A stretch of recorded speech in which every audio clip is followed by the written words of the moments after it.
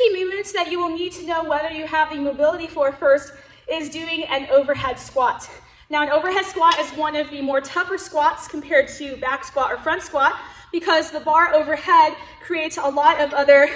challenges as you are lowering down. A lot of people who have a lack of thoracic mobility, hip mobility, or ankle mobility may find it difficult to achieve that bottom position of the overhead squat without the bar traveling forward. Oftentimes with a lot of beginners,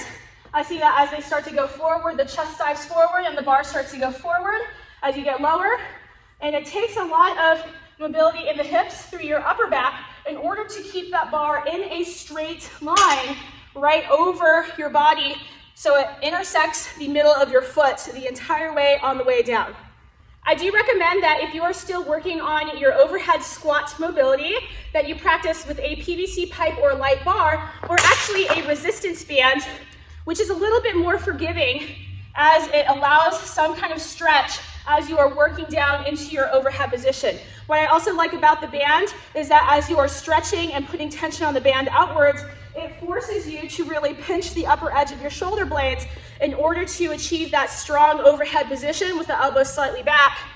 to learn how to engage that upper back as you're going down in the bottom of that squat. If this is a movement that you're still trying to get used to, there are a few ways to work up to it. One of them is to grab a bench or a box or something that's a little bit higher than parallel and starting to squat in your overhead position to that target so that you don't have to worry about going down low enough and not being able to make it up. But instead you are working your way down to a target that you feel comfortable going to, keeping the weight even through the feet, not allowing your weight to shift back and forth, and then standing up from there. And just doing this alone, knowing that you can go into a quarter squat, is all you'll need in order to power snatch the bar. If you eventually want to work into going into a squat for your snatch, so a full snatch, then you will eventually need to work on getting more mobility in your overhead squat.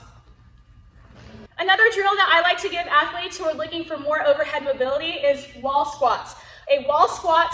you're going to do facing the wall, and the wall provides a barrier for you so you can't really go forward, but you're going to have your hands overhead and you will do squats with your toes roughly about 6 to 8 inches away from the wall to start. Now eventually you'll get your toes closer to the wall, but I will demonstrate here with this rig post for example. But the goal is to have your arms overhead, the wall is your barrier, and you're trying to go down as far as you can, working that extra couple of inches and standing while keeping your hands against the wall. That is a really good mobility drill to try and work on every single day, doing about 15 to 20 wall squats to help develop the strength and the capacity to be able to squeeze and hold your body overhead as you are going down to the overhead squat.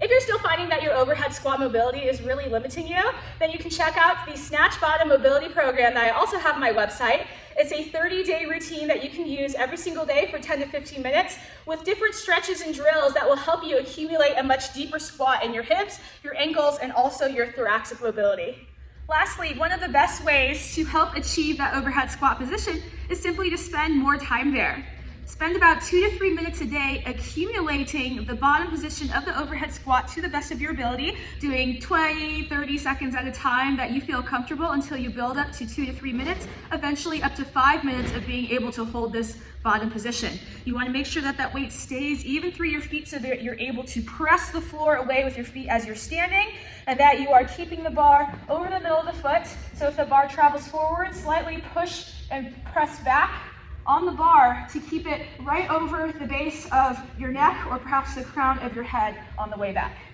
Good luck in building up that overhead squat position. I know it took me a while to really develop that stability of my wrists and arms to hold the bar overhead. It's a very difficult movement, but with a lot of practice, eventually you'll get it.